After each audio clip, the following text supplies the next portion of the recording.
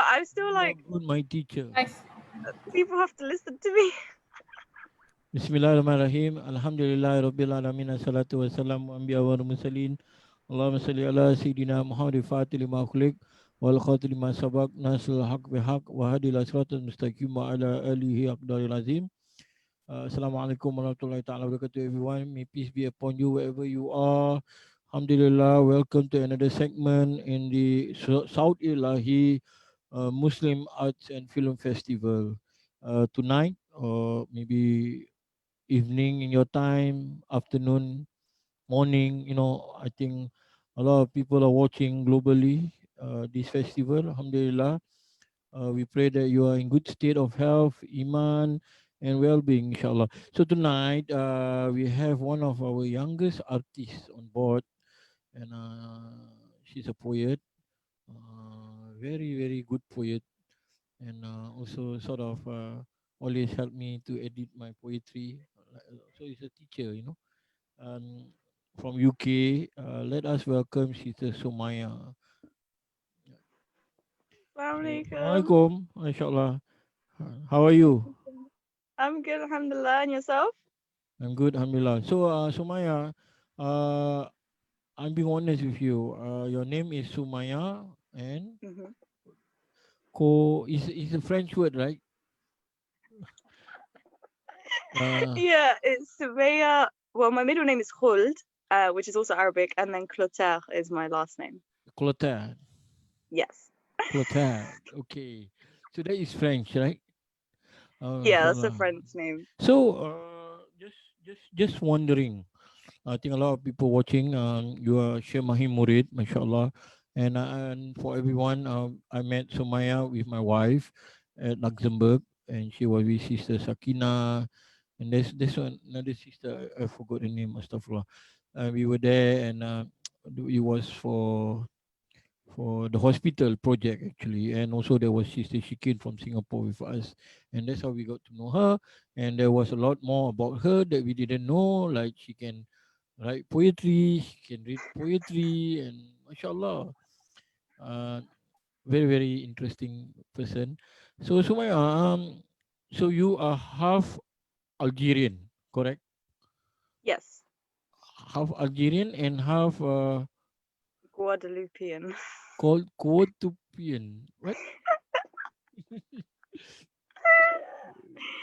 It's an island in the Caribbean. It's a French island, which Oh, is why my French surname is island. French, because Mhm. it's a French slave surname. But yeah, and then my mom is Algerian. Mashallah. So, were you born in Algeria? No, I was born in France. Oh, from France. Oh, France. Paris.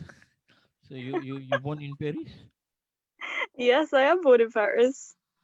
Mashallah. So, um, then how did you end in London then? How Well, my parents moved here. They moved here before I was born, so my older sister's born in the UK.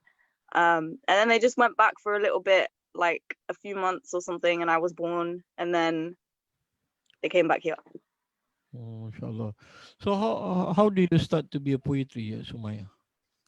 I well, I wrote a bit before, like it mostly happened when um I started, like I went to Medina Bay and I started traveling.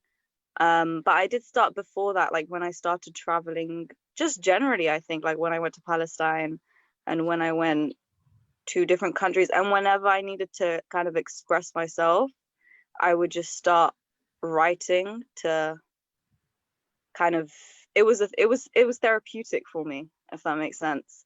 Um, so even today, like when I write, I don't really write with the intention of sharing. Um, which is maybe why my poetry is not like as fancy as other people, but I it's don't just think genuine. so. It's really good. I mean, I don't know. Forgive my English. My English Yeah, is not yeah, as good as yours, but I think it's really good, and I think it's filled with depth. And I yeah. guess Alhamdulillah. you are the upcoming ones, inshallah, for this poetry. But the thing is what interest in what I feel interesting was that you said that you start poetry, and that was the time you went to Medina Bay, Kaulak Mm. in Senegal. How did it happen then? How did you end up in Medina Bay, and what makes you travel to Medina Bay? Is it that you had dream, or suddenly you wake up and you said like, I'm going to Medina Bay? You know. Um, well, so I'm a bit of a crazy person, but what happened was I saw a video. So I Uh-huh. think a full year before I went to Medina Bay, I saw a video of a little boy reciting qasidas from Sheikh Ibrahim's poetry. I didn't Mashallah. know obviously at the time. I didn't know what it was. I don't understand Arabic. Yeah. Um, so I didn't understand it at the time. And he was reciting Sheikh Ibrahim's poetry at his maqam in Medina Bay in Kaulak.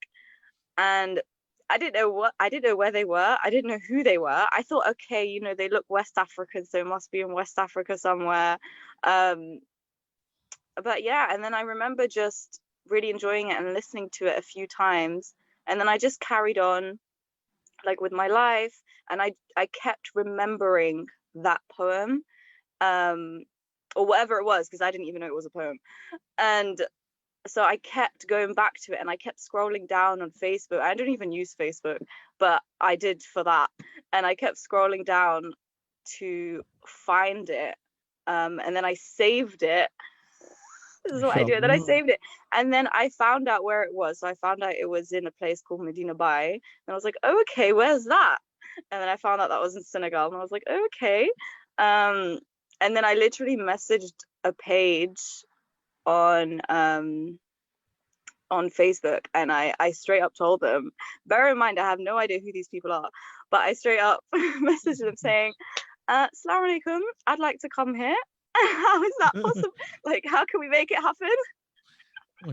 And Mashallah. alhamdulillah, they put me in contact with people in London. So they put me in contact with Sakina, and she told me about the gatherings that they do here on Fridays in London.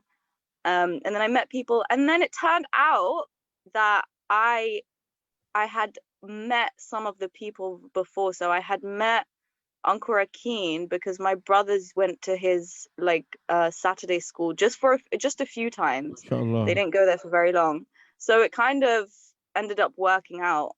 And I think that made my mom be like, I think maybe my mom's as crazy as me because she let her daughter just go off to like a stranger's house. Tawakkal lah. It's more of a tawakkal to Allah, Yeah. reliance on Allah Subhanahu wa Taala. Yeah, yeah, Yeah. exactly, exactly. So, how was it then? After you know Sakina, and then what happened? It's interesting. Yeah. And then and then I yeah, so then I ended up going to the dhikrs on Fridays, and it was amazing. Like I remember being there, and and it was interesting because like with me, the way I was brought into Tariqa, it wasn't through anything like dreams or anything like that, but it's the further I went in, the more it was like this is already familiar to me. And it was like I don't know, it was like I could remember things from my past that linked me to the Tariqa that I just didn't know that it was linked at the time. Um, but yeah, and then I enjoyed it, and then I booked my flight and I went, and I remember arriving in the middle of the night. Um, and then I remember when I woke up in the morning, I arrived at Fajr time on Wednesday, and then I woke up, I went to sleep, and then I woke up after. And I remember like just waking up, and I walked outside, and I was like, where am I? I don't know. I don't know where I am. It was really funny. And then I literally just walked outside, and there was just like sand, and there were cows, and I was like, oh my God, I literally like I knew where I was, but when it's just you Did just you wake up and you're like, struggle like did you struggle to adapt environment and the atmosphere over there, because it's mm, totally a different country and different yeah, continent, right? yeah, it is really different. I feel like I feel like, to be honest with you, I was okay.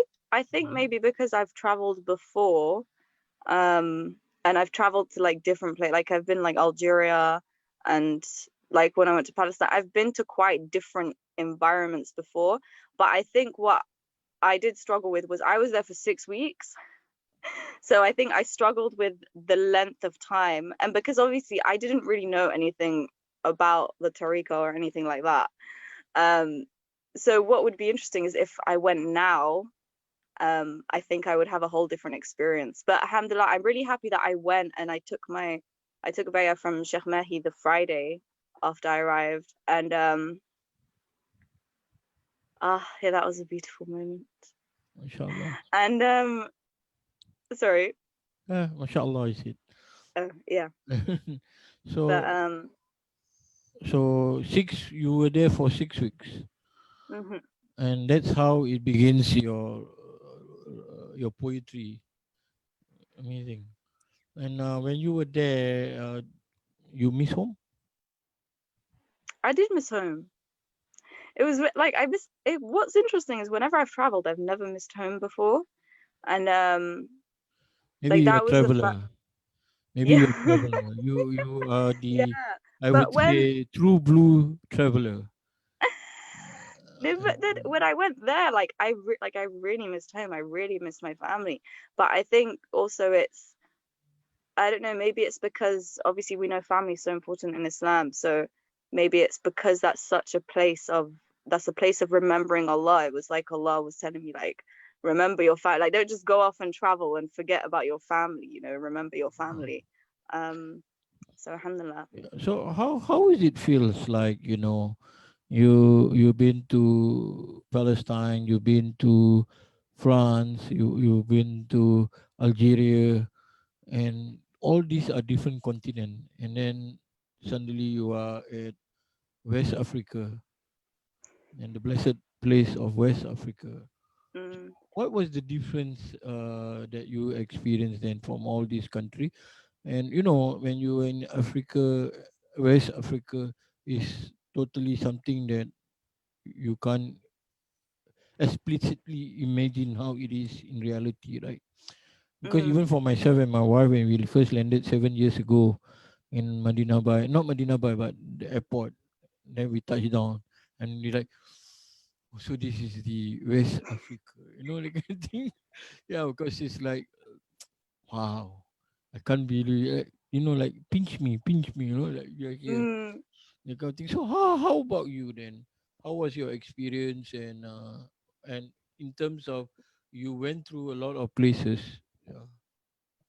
Yeah. I think for me it was, well, what the way I go about when I do travel is I kind of just I take it step by step and the experience as it is. So I think I didn't really expect, like I didn't have expectations. I didn't, if you get what I mean, I didn't go in Yeah. expecting it to be a certain way. So I just went in to accept it as it is. And I think generally when I've done that in life, it's made it a lot easier to adapt, because you're not like let down in any way, or you're not, so excited about anything. But yeah, I don't know. I feel like when I went, I mean, it was different, but at the same time, I didn't feel out of place. Like I felt like when I'd walk to the masjid and like people say salam and stuff, um, especially like other murids of Sheikh Mahi that I had met and spoken to, like they'd always just greet me and say assalamu alaikum. Um, like I didn't feel, I felt like I was home. Like I didn't feel like it was a weird place for me. Um, yeah. I don't know, to be honest. It was just like, it was very surreal. And when I traveled around, like I went to Dakar and Goree Island. So when I went to Goree Island, it was very surreal. It didn't feel real at all. But when I was in actual Medina Bay, it was, I don't think I could put words on it, to be honest. It was a lot of different emotions in like one place, like just a lot. Just like, yeah. So I what will can do you if that do? even answers your question, but It's okay. I mean, it's part of the journey, the experience that we seek and we learn from you. And I think that's vital because a lot of people have, like what you were saying, that when you went there, you did not have any expectation or looking for anything. So a lot of people actually do have when they want to embark on a spiritual path or on a journey mm, to what they know as a sacred places. So they like, okay, I need to have this, I need to have that. And I think the joy or traveling to the place of Awliya saints, when you don't have anything, is like a true freedom. It's like mm, is the is a happiness because you're not concerned about anything else except the fact that you are there to witness the true meaning of life and how to live your life. So share mm, with us, what do you do over there besides the Salat in the mosque and the wazifa after every Maghrib, right? So what mm. was your daily routine like? That was a great question. I think one of the things that it was an interesting experience because I think it was a mixture of me like really loving the place and then also Allah really destroying my nafs. Um, and I think that when I was there, because obviously over here, and even whenever I've traveled, I'm so used to, I just get up and go and do loads of different things. But over there, there's a stillness. Mm, And I think I had to, Allah was breaking my nafs in the sense that I had to get used to that stillness, because that's how you connect with Allah. That's how you know Allah. Um, so in terms of my days were really very simple. Like I wouldn't even, I'd mostly just I traveled here and there. So I went to Taiba and I went to Kosi Bai and I went to Dakar and Goree Island. But the majority of my days were literally just they were very basic. They were going to the masjid. They were just talking to the locals and just chilling in the kitchen and um like running around with a little baby whose name was Muhammad, whose parents are from the US actually, and they were just visiting there. So it was just getting back to a very simple way of life. Um, which I think is, when I look back at it, like I think is, I feel like I struggled with that now that I think about it. But I also think that it was actually really important. Um, yeah, because I think it's just important to just be, if I'm yeah, being but honest. how does that change your life when you came back from Senegal to UK? Do you struggle because you were talking about the stillness and you're talking about everything that you Mm, focus on Allah deals with your nerves, and now mm, you're back to the reality, mm. working and with family. How does it changes you in the perspective of seeing things around you? Mm.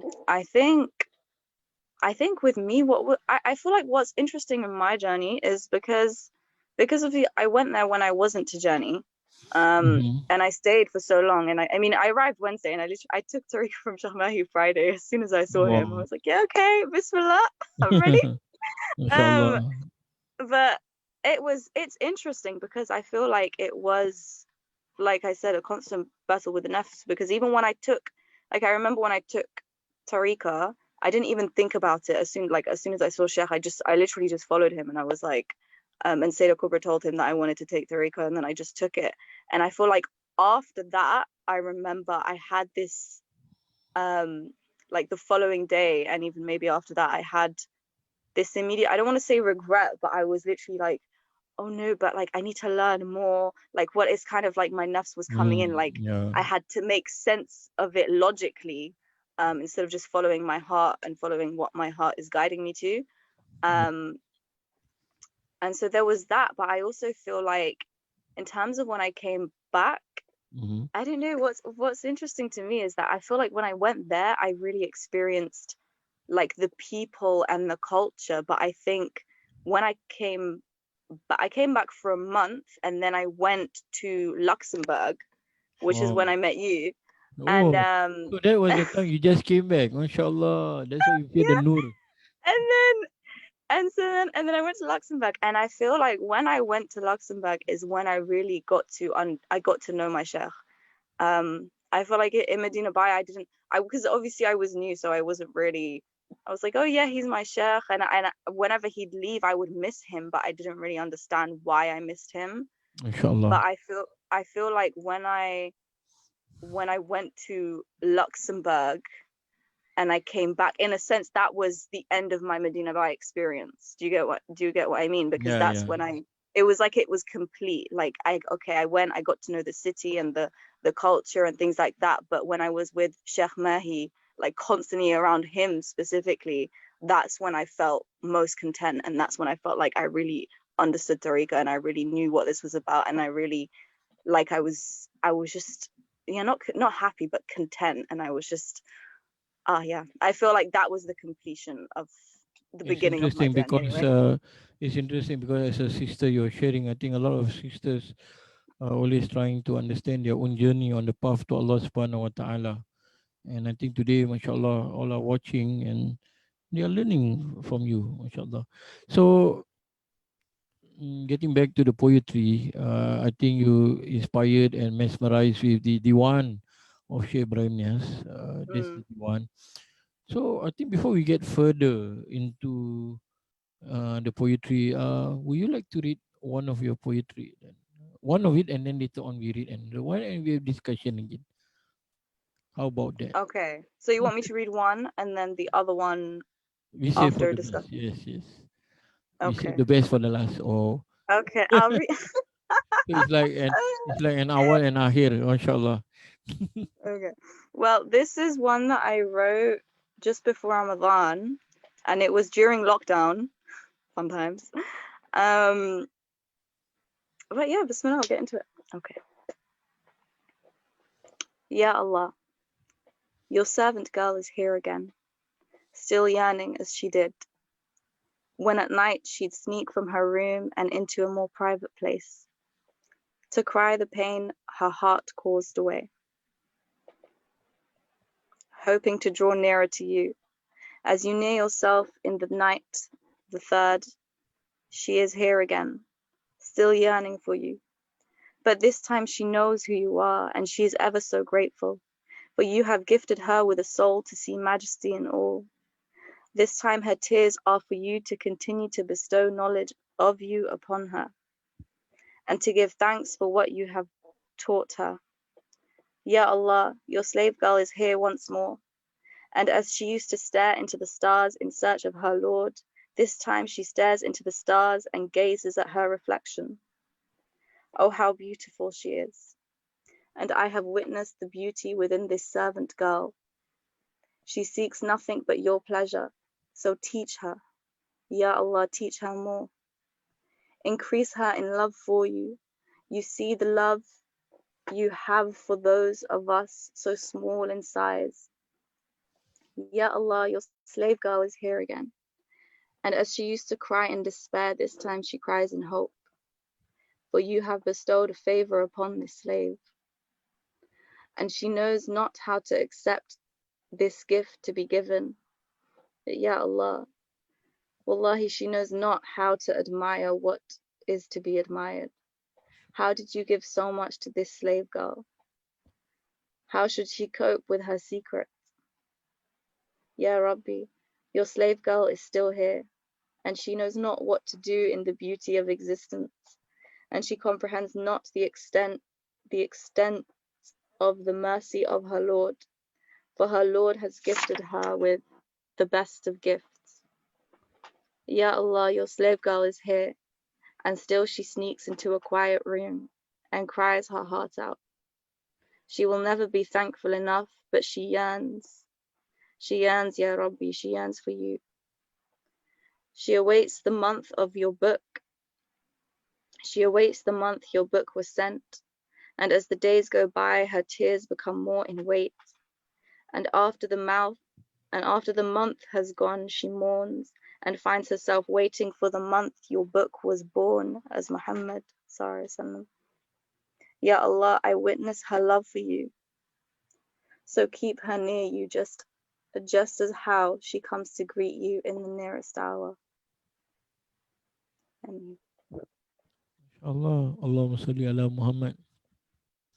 Beautiful, profound. When do you wrote that? I wrote that during lockdown. It was either before Ramadan or during Oh, Ramadan.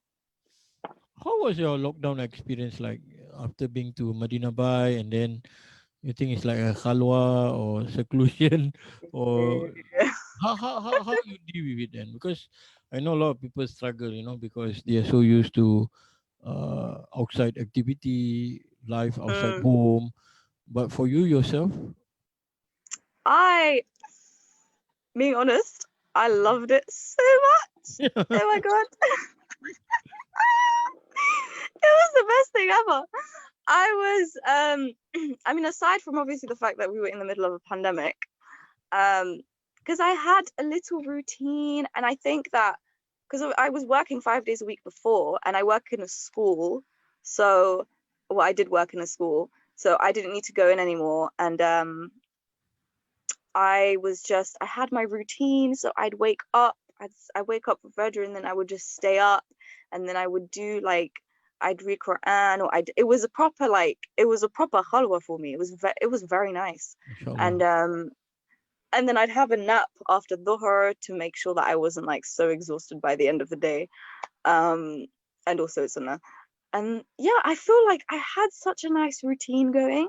I think now I'm a bit more all over the place because we're not in isolation anymore, but at the same time we're not fully out into the wild. But when it first started, Hmm. yeah, I've really enjoyed. If you know me as well, Yeah. you know that I like spending time by myself. It's Yes. it's amazing. It's lovely. It's wonderful. Um, and I think so long as I'm being productive in terms of my dean, and it's funny because I remember whenever we'd have like class meetings, or meetings with other staff members or with the children, and they'd ask us, "Oh, what have you been up to?" And I'm like, "Well, I've literally just been like reading Quran and doing dhikr, but I don't know if I could say that because I don't know if you guys will think I'm weird." Um, but yeah, it was especially at the beginning, up to like up to after Ramadan. Oh, sorry, No, my it's thing okay. moved. It's But up hal. to up to Ramadan and then Eid. I think just after Eid is when things started relaxing. So that's when my enjoyment of the khalwa started breaking a bit. So I became all over the place. But yeah, I actually really enjoyed it. And now that you mentioned it, you mentioned because obviously I had been to Medina Bay and I had to be by myself, and still, I think that basically trained me for for the what is it for the quarantine. But yeah, alhamdulillah.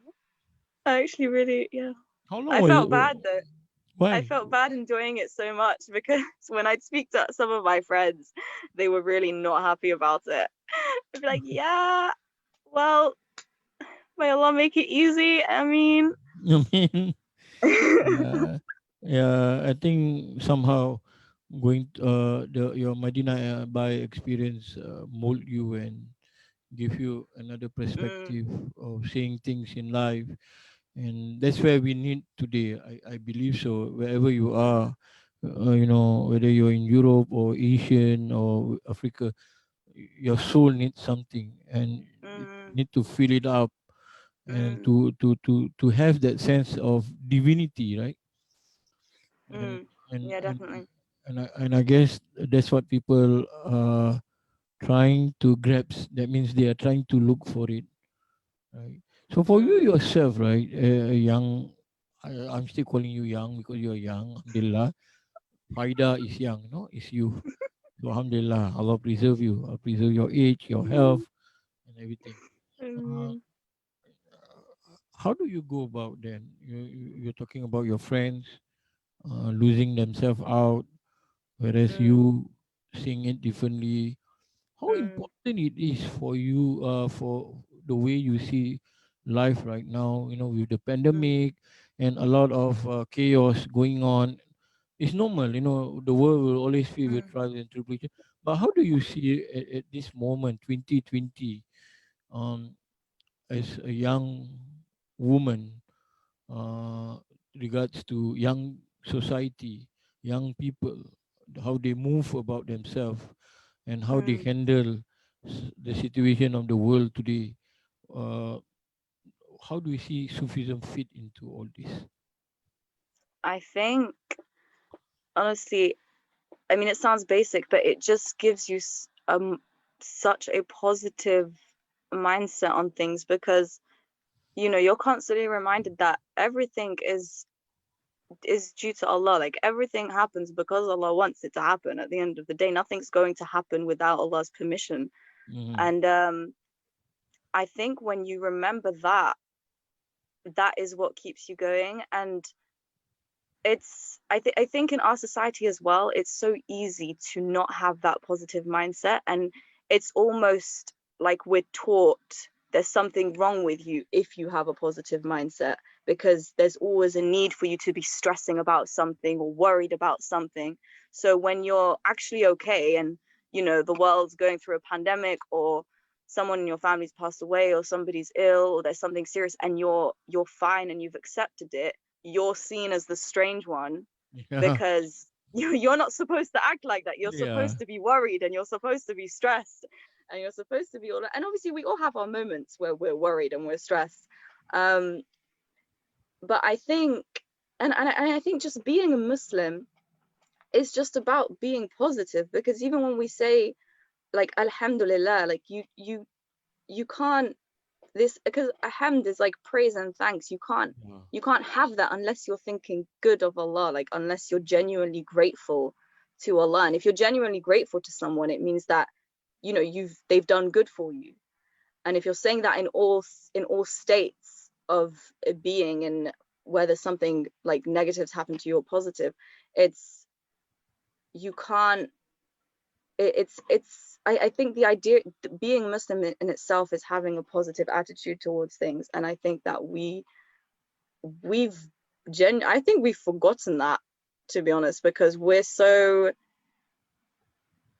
like, yeah, we're just, everything that happens. And I think that even in our society as well, especially with not just young people, I would say, but also with, like, I mean, I'm an adult, but more adultish adults, I guess.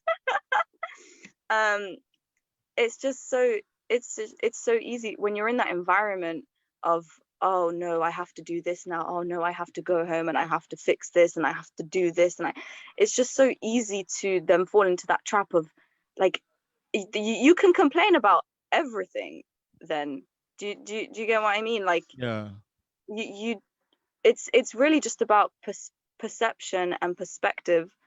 um and I think it really is. I think Tariqa has allowed me to fully encompass that, seeing that view that obviously it comes from just Islam, and any Muslim has, or should have and aspire to have, is that positivity. And don't worry, like, this is Allah's plan. Even if something horrible happens to someone, that's still Allah's plan. So just trust, and we're all going to return to Allah. So you just have to keep with that. And it can be hard sometimes, but you just have to keep with it, inshallah. You look so different when you say it can be hard sometimes, but we It can just be hard. It can be hard sometimes. It's how, okay. It's normal. We're human. how do you deal with the difficulty then? Is there any secret to how to deal with it? I cry. Um, I have. Well, honestly, I just keep doing dhikr. Mm-hmm. I think also, like, if I'm stressed about something, then I've learned to let myself feel that, and then to just keep doing dhikr so that I overcome it, but to not then start stressing about how I'm stressed and worried, because that's just adding on to it. Um, but honestly, you just have to keep. I just keep turning back to Allah. So if I'm ever feeling low, it's just keep. It's interesting because I was at work a few weeks ago when I was still working, because now it's the holidays. But I and I was having a bit of a low week. I wouldn't really say it was anything dramatic, but I feel like I wasn't really doing as much liquor, and Um, well, yeah, also really, I wasn't doing as much dhikr. And I was at work, and it was a Friday. Um, and one of my colleagues at work, she's a Jamaican lady, and she was like, we were talking about like church, because I was humming a Christian hymn. And then so we were talking about like hymns and songs of praise and songs like in church and stuff. And then she asked, "Oh, do you have something like that in Islam?" And I was like, "Well, you don't really find it in every mosque, but obviously we recite Quran, and then like I would go to a dhikr gathering every Friday and stuff." And then she asked me to recite something, to do a bit of dhikr. And I was just like really shy, and then I was like, "Oh, I'll just play something on my phone instead." And she stopped me and she went, "I didn't ask you to play something. I asked you to recite." MashaAllah. But it was amazing though, because it was so random when she asked, and when she said that, it was like I was hearing Allah. Like I was hearing Allah telling me, "You're not here to have a moody week. You're here to remember Allah and do dhikr. So do some dhikr." And then I ended up doing some dhikr, um and that dhikr was stuck with me for the whole day, and the rest of the day I was so like, yeah, Allah, alhamdulillah, la ilaha illallah. And I think it was amazing because you never know when Allah's going to remind you, like she literally, and this woman is a woman that makes jokes about how she doesn't attend church, and like, and stuff like that, but she's the one that Allah sent to make me do dhikr. Like literally, she made me do dhikr and remember Allah out loud in the middle of work. So yeah, I don't know how I ended up on that story, but it was my story. MashaAllah, beautiful. Uh, Another way of saying about spiritual path, especially for women, how would you describe what is spiritual path in your own experience, being in Medina Bay and taking your tarbiyah and coming back to work? I mean, you mentioned it clearly, right? During the pandemic, during the lockdown, you can sit at home and there's no issue. You enjoyed. Actually, I also Mm, enjoyed it, and but people, lots of people have different expectation when it comes to spiritual path. So, what would you say in your own experience? The whole reality of spiritual path, it just come from your heart. Yeah. What will mm. you share? Yeah. Um, oh, that's a big question. It's not. Um, I don't know what to say. I think I would say that it's just I've learned that it's just a journey, and just accept and enjoy the different stages of your journey, because obviously the way I see things now is different from the way I saw things when I just took Tariqa, and the way I saw things before I even knew about Tariqa. Um, and every stage is different, but every stage is with Allah. Like you're still with Allah in every moment, and Allah is guiding you in every moment. Um, and I think that if there's anything that I've learned from being around Sheikh Mahi is, well, one, to keep doing dhikr, um, but also just like let Allah do what Allah does, let Allah take care of you, let Allah guide you, see things from, like, say if something bad happens to you, or say you applied for something simple, like you applied for a job and you didn't get it, or you applied to university and you didn't get in and you really wanted to get into that, instead of thinking, oh no, why is this happening, like why didn't this happen, instead just see, oh okay, Allah's just guiding me to something else. And then you just, because I think you can think that you're walking straight to Allah, but really you're slanting a bit, and then Allah will just block off that path so that you can and go back straight and straight towards Him. And I think, yeah, I think it's just seeing Allah in every moment. um Mashallah, it's beautiful. but yeah, It's it is, simple but it's simple, beautiful. yeah. Yeah, it's And beautiful. it's just something personal. Yeah. That's, I think, yeah, an intimate relationship with Allah No, no. is what I've gained, Yeah. definitely. I mean, that is what it's all about. Everyone has their own journey and everyone has their own experience, and they are realizing it through their own weaknesses and also the Mm, difficulty that they had to go through, right? So, mashallah, it's beautiful the way how you describe it. May Allah preserve you. You know what? Mhm. What I have with me now, is a poetry, that you edited. Just for the record for everyone, Soumaya always edited my poetry. Alhamdulillah, sort of my teacher in poetry. Yeah. Do you want me to read it or Yes, please read it. You have to. You must. It's not a choice. Astaghfirullahalazim. Okay, if the teacher said also okay. All right, I just read. I'm not as expressive as you or Sakina, So just bear with me. Right, Bismillah. Happy are those who are like the birds, chanting the divine names, morning, evening, and night, breathing in and out, freeing the soul as the mind wanders. Hopefully, not woefully to every fate, whispering the heart to come, witnessing his light in every direction. You are not lost to be found. You are alone to be friend. You are not losing anything. You are alive through him.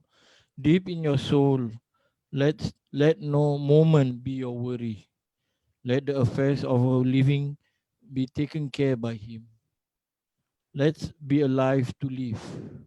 Don't die, just cry. For the grief of this world is a mirage of the grave. Let our hearts be in paradise, so it can dance in wilderness. No matter how many times it faced despair, it smiled gently. It knows nothing but his friend Allah. Yeah. Mm. So, and That was beautiful, mashallah. That was beautiful. You are a natural poet. I no, mean, poetry, as long as it's from the heart, it will be good. Like you but it can feel it sounds if it's better from the heart. because of your editing. Alhamdulillah. Alhamdulillah.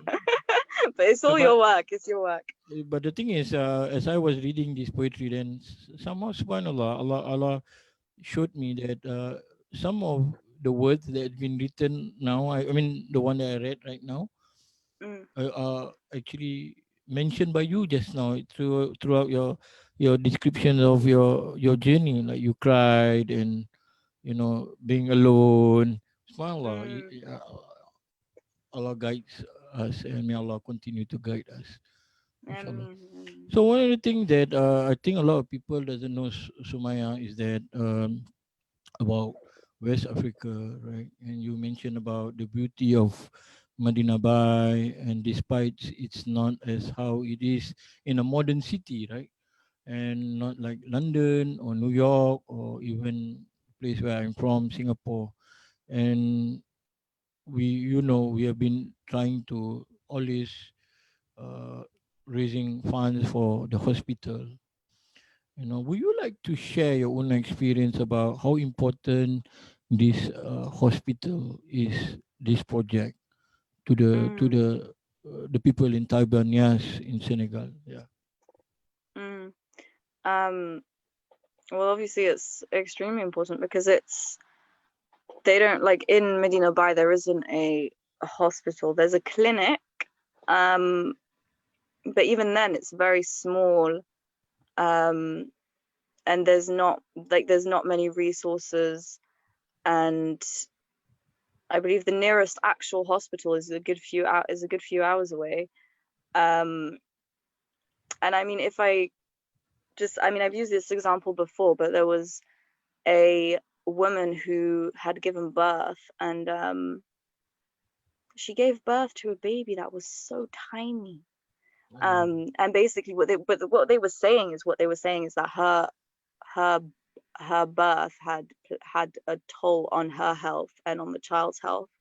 Um, and I think just something as small as that, it just goes to show that if you have just the correct environment, the correct supplies, and if you have that funding there, you're able to make such a big difference in people's lives. And I think we see numbers and we kind of forget that these are actual individual people, like me, like you, like your siblings, like your mother, your father, your people. And yeah, honestly, it's quite amazing because it's there's the clinic there has to kind of deal with everything in the town, and if people go to visit it, where but it's like it's not an actual hospital. Do you get what I mean? Yeah. It's very basic. um and imagine if someone needs surgery and things like that, like they'd have to go into a larger hospital.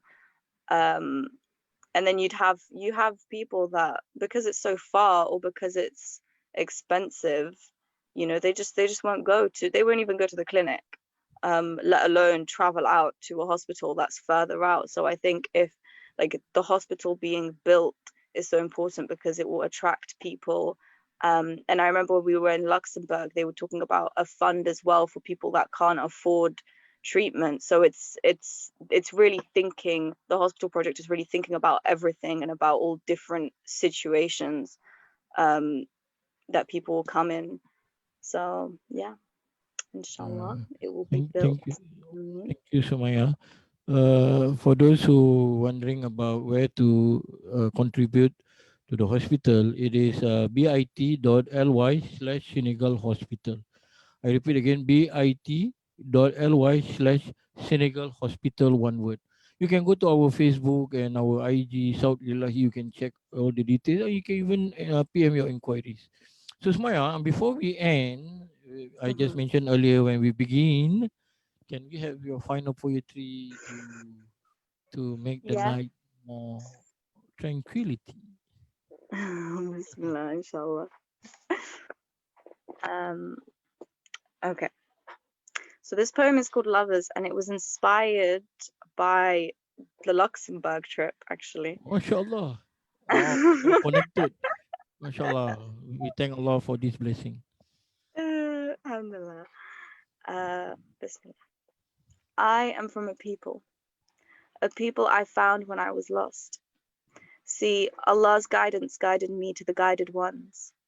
I am from a people whose love echoes into the distance and comes from their hearts, whose connected energies stay strong through pleasure and through pain, who sing songs of remembrance in all languages, all voices, tones, and rhythmic melodies.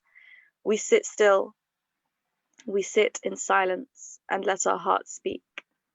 We couldn't care less about your ethnicity or nationality, whatever awards you've been given or mistakes that you've made, good, bad, here we embrace all, here judgment is not based. We come forth as one entity dancing our way to the battlefields. The only wars we fight are the ones from within. The women of my tribe, the women of my tribe know the secrets of the womb, the untold bliss of where humanity gave birth to itself. Named after Allah's mercy, each designed by the one, eyes, nose, ears, thin jawline, big chubby cheeks. Allah chose us, every single one, and in our differences we find passionate beauty. Each person learns to embrace their individuality, awakening one's true identity. One learns to balance both masculine and femininity. Here we strive to complete ourselves, wholeness found in the dhikr that pours from our breast, just a slight taste and hooked. Just a slight taste of love's pleasure will turn your heart to face what's insane. A love more addictive than Hennessy and sweeter than any form of honey, worth every moment of pain.